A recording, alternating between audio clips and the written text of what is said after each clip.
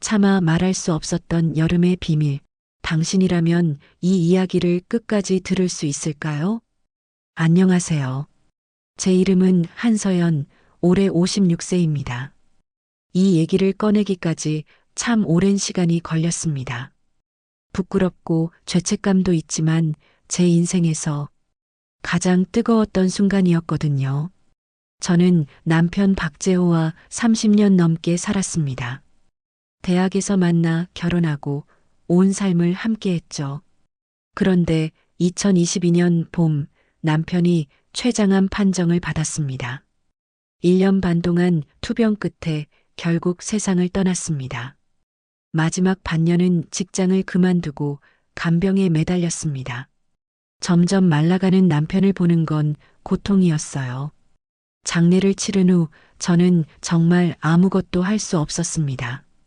보험금이 조금 있었지만 앞으로 몇십 년을 살아야 한다는 현실이 막막하게 다가왔습니다.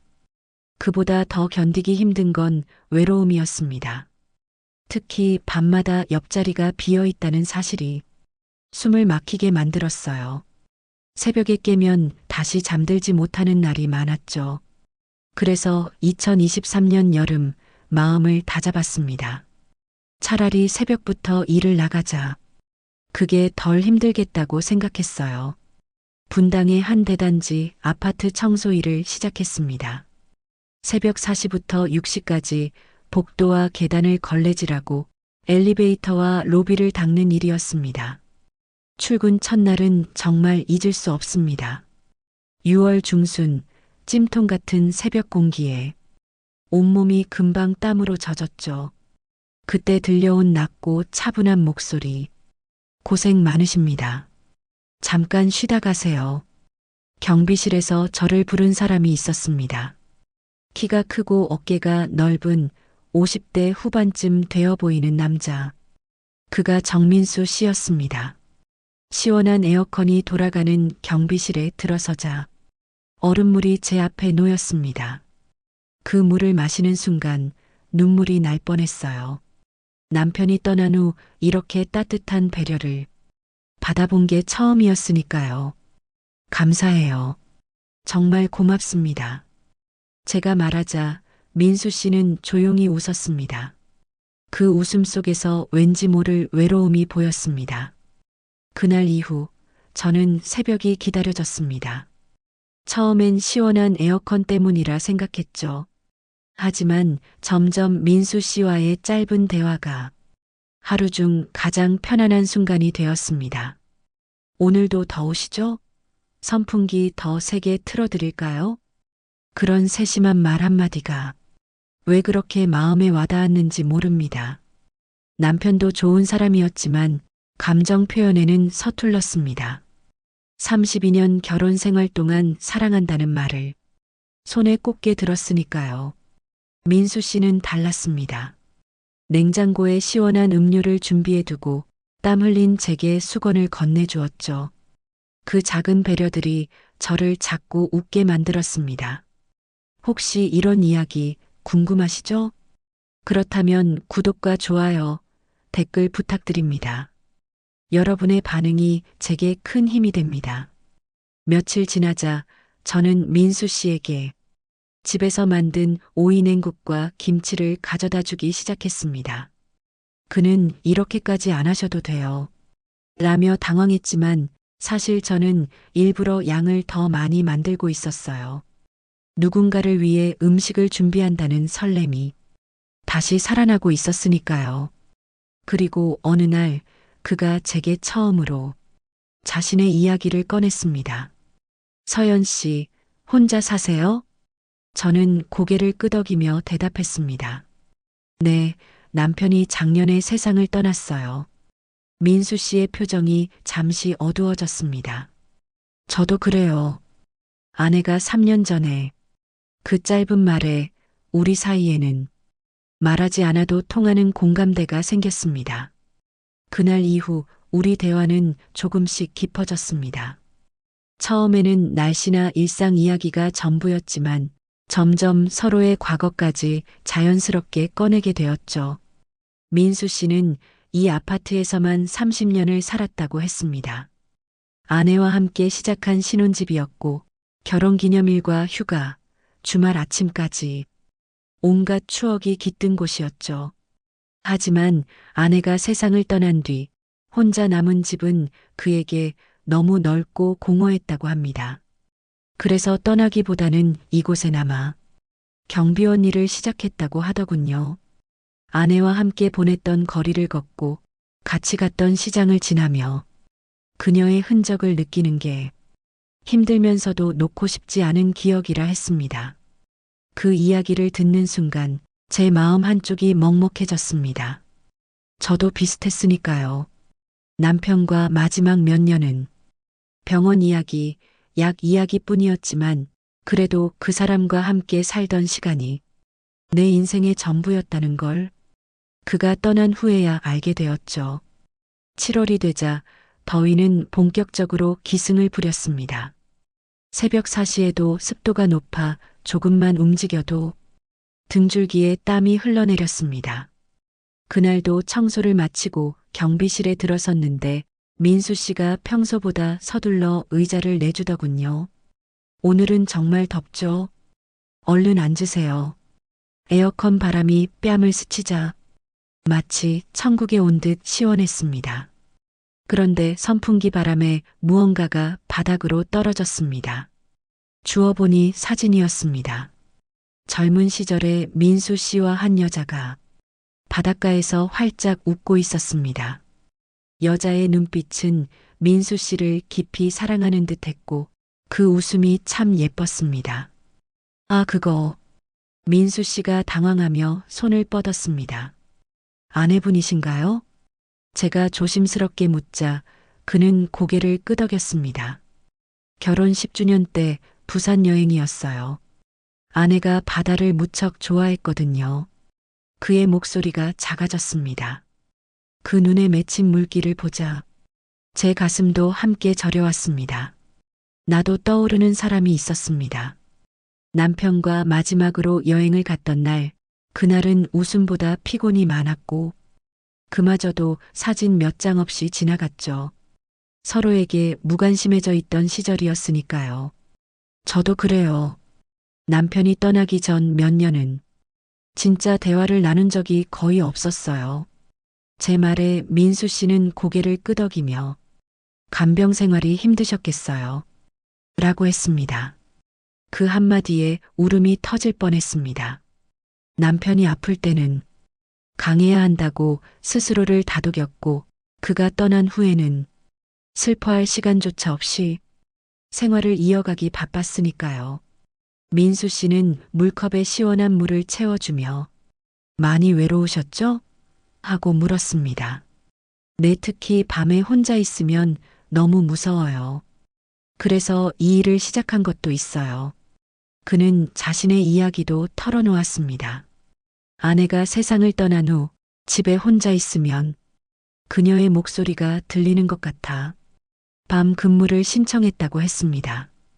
그렇게 서로의 깊은 상처를 처음 공유했습니다. 사랑하는 사람을 잃어본 이들만이 아는 그 공허함과 두려움, 그리고 밤마다 스며드는 외로움. 말하지 않아도 다 알 수 있었죠. 서연 씨가 오기 전까지는 정말 하루하루가 지옥 같았어요. 그런데 요즘은 새벽이 기다려집니다. 그 말에 제 심장이 미묘하게 뛰었습니다. 그게 고마움인지 아니면 다른 감정인지는 알 수 없었지만 그의 눈빛과 목소리가 제 마음속 깊은 곳을 흔들고 있었습니다. 8월 중순 연일 폭염이 이어지던 날 새벽 청소를 마치고 경비실로 향했는데 갑자기 불이 꺼져 있었습니다. 정전이었죠. 에어컨이 멈춘 실내는 금세 후덥지근해졌습니다. 민수 씨가 손전등을 켜고 말했습니다. 금방 복구될 거예요. 잠시만요. 우리는 나란히 의자에 앉아 부채질을 하며 서로의 숨소리를 들었습니다. 그는 제 쪽으로 부채질을 해주었고 저는 고맙다며 손을 뻗어 그의 부채를 대신 잡았습니다. 그 순간 손끝이 스쳤습니다. 정말 아주 잠깐이었는데 마치 전기가 온몸을 훑고 지나가는 것 같았습니다. 그도 놀란 표정이었지만 손을 완전히 거두진 않았습니다. 어둠 속에서 느껴지는 체온, 남편이 떠난 후 처음 느껴보는 다른 남자의 온기였습니다. 가슴이 쿵쾅거리며 뛰었지만 이상하게도 두렵지 않았습니다. 정전이 끝나고 불이 들어오자 우리는 동시에 손을 놓았습니다. 에어컨이 다시 돌아가기 시작했지만 제 심장은 여전히 빠르게 뛰고 있었죠. 죄송해요. 민수 씨가 먼저 고개를 숙였습니다. 아니에요. 저도 말끝이 흐려졌습니다. 설명하기 어려운 감정이 목구멍을 막고 있었죠. 그날 이후 며칠 동안 저는 경비실에 가지 않았습니다. 민수 씨를 마주할 자신이 없었어요. 죽은 남편에게 미안한 마음, 그리고 56살에 이런 설렘을 느끼는 제 자신이 부끄럽기도 했습니다. 하지만 경비실 없는 새벽은 생각보다 훨씬 외로웠습니다. 그 시원한 공기보다 그의 목소리와 눈빛이 더 그리웠습니다. 그와 나누던 대화가 머릿속에서 계속 맴돌았습니다. 나흘째 되는 날 아침 청소를 마치고 복도로 나오니 민수 씨가 기다리고 있었습니다. 서연 씨, 무슨 일 있으신 건 아니죠? 걱정스러운 표정이 제 마음을 흔들었습니다. 아니에요. 그냥 머뭇거리는 저를 보며 그가 물었습니다. 혹시 제가 그날 실수했나요? 아니에요. 오히려 순간 제 목소리가 떨렸습니다. 민수 씨 생각이 자꾸 나요. 그런데 그러면 안 될 것 같아서 그는 제 손을 조심스럽게 잡았습니다. 저도 같은 마음이에요. 서연 씨가 안 오시니까 새벽이 다시 지옥 같았어요. 그날 우리는 처음으로 서로의 마음을 인정했습니다. 죽은 배우자에게 미안한 감정, 이 나이에 새로운 관계를 시작하는 두려움, 하지만 동시에 서로 없이는 버틸 수 없다는 사실까지. 특히 밤이 힘들어요. 제가 솔직하게 털어놓자 그는 잠시 침묵하다 고개를 끄덕였습니다. 저도 그래요. 서연 씨가 유일하게 편안하게 만드는 사람이에요. 그날 밤 그는 제 원룸까지 함께 걸어다 주었습니다. 문 앞에서 작별 인사를 나누는데 민수 씨가 갑자기 제 뺨에 가볍게 입을 맞췄습니다. 깃털처럼 스친 뽀뽀였지만 온몸이 떨렸습니다. 그날 밤 저는 한참을 뒤척였습니다. 그의 입술이 닿았던 자리에서 열이 가시질 않았습니다. 며칠 뒤 무더위 속에서 청소를 하던 중 갑자기 어지럼증이 몰려왔습니다. 식은땀이 나고 다리가 풀렸습니다. 간신히 집에 돌아왔지만 고열이 오르고 몸을 가눌 수 없었죠. 사흘 동안 일을 나가지 못했습니다.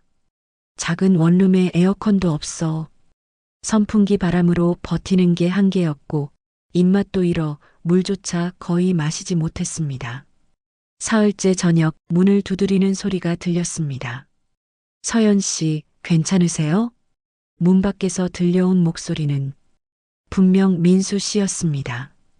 관리사무소에서 제 연락처를 알아내 전화를 걸었지만 받지 않자 직접 찾아온 것이었죠.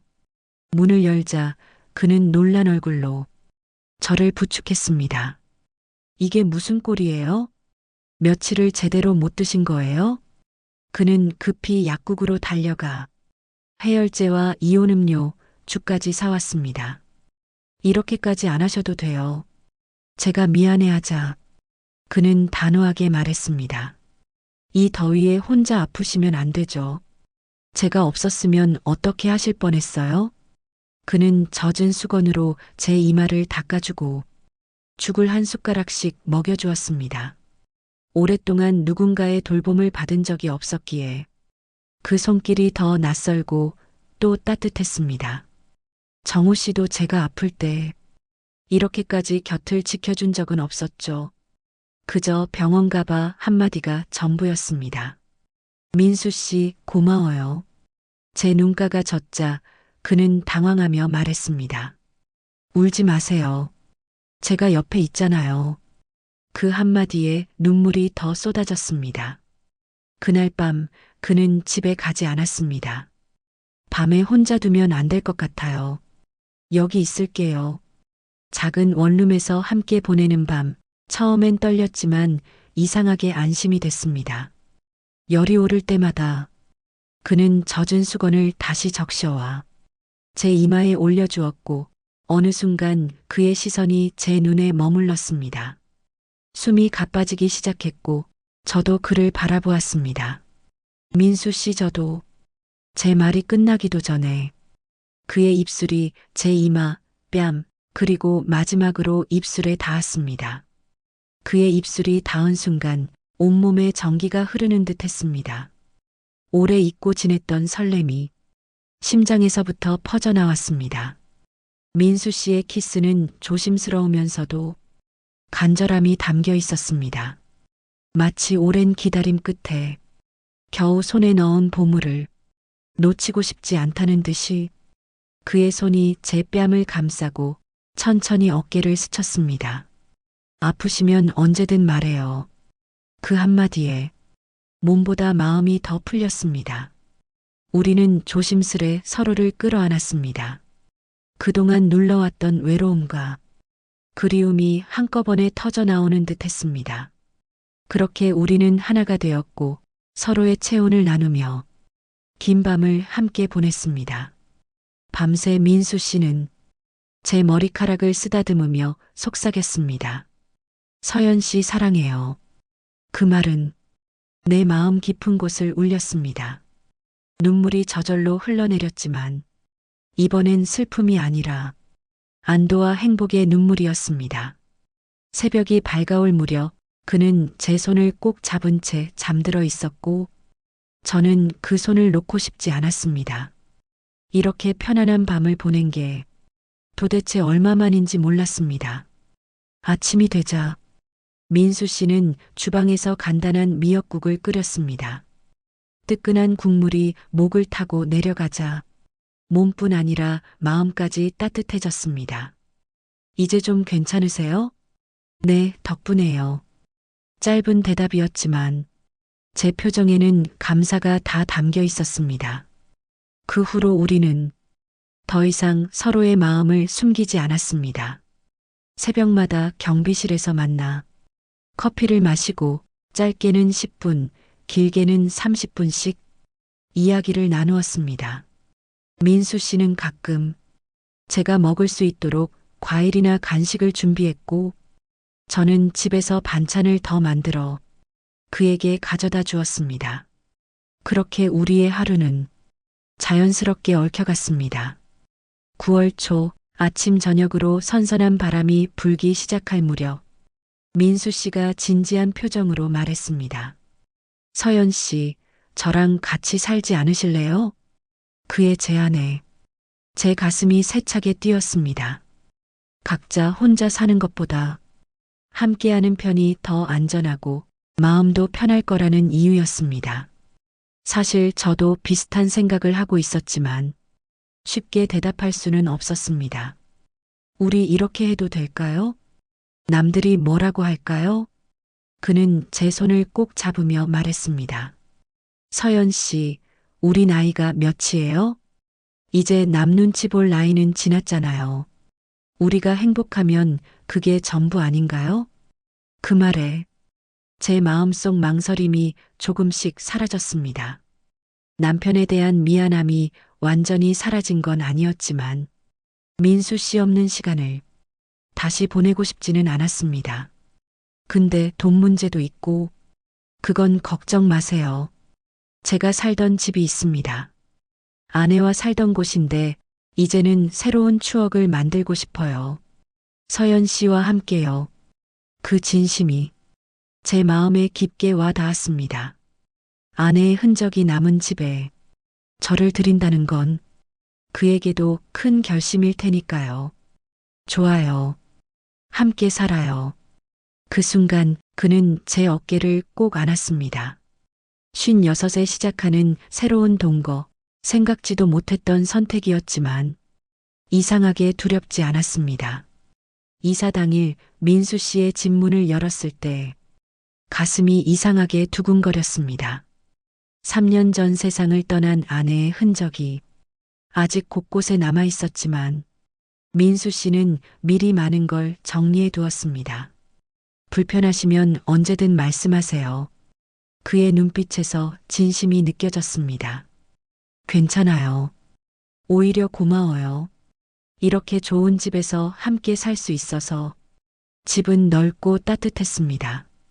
거실 창문 너머로 작은 정원이 보였고 햇살이 부드럽게 스며들었습니다. 제가 살던 원룸과는 비교할 수 없는 안락함이었죠. 첫날 밤 같은 방에서 잘지 따로 잘지 서로 눈치를 보며 머뭇거렸습니다. 결국 제가 먼저 말했습니다. 이제 혼자 자는 건 무서워요. 함께 있어요. 그날 이후 우리는 진짜 부부처럼 하루를 시작하고 같이 마무리하는 생활을 했습니다. 민수 씨는 여전히 야간 근무를 하고 저는 새벽 청소를 이어갔습니다. 이제는 같은 집에서 나서니 아침 인사와 저녁 인사가 자연스러웠습니다. 퇴근 후엔 함께 장을 보고 주방에서 나란히 요리를 했습니다. 민수 씨는 생선 굽는 솜씨가 좋았고 저는 찌개와 반찬을 준비했습니다. 식탁에 마주 앉아 밥을 먹으며 하루의 이야기를 나누는 시간이 무척 소중했습니다. 가끔은 남편 생각이 날 때도 있었습니다. 그럴 때면 속으로 말했습니다. 미안해, 하지만 이제 나도 행복해지고 싶어. 그러고 나면 죄책감이 조금씩 사라졌습니다.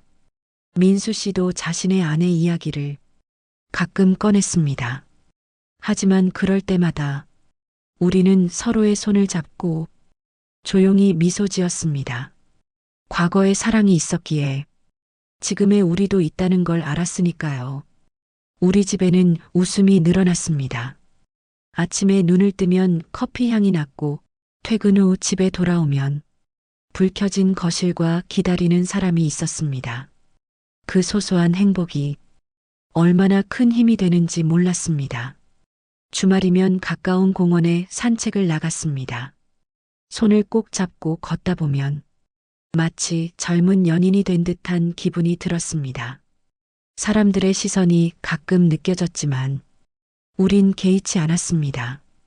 저녁에는 정원 의자에 앉아 차를 마시며 서로의 얼굴을 바라봤습니다. 민수 씨는 종종 말했습니다. 서연 씨와 함께 있으니 다시 살아가는 것 같아요.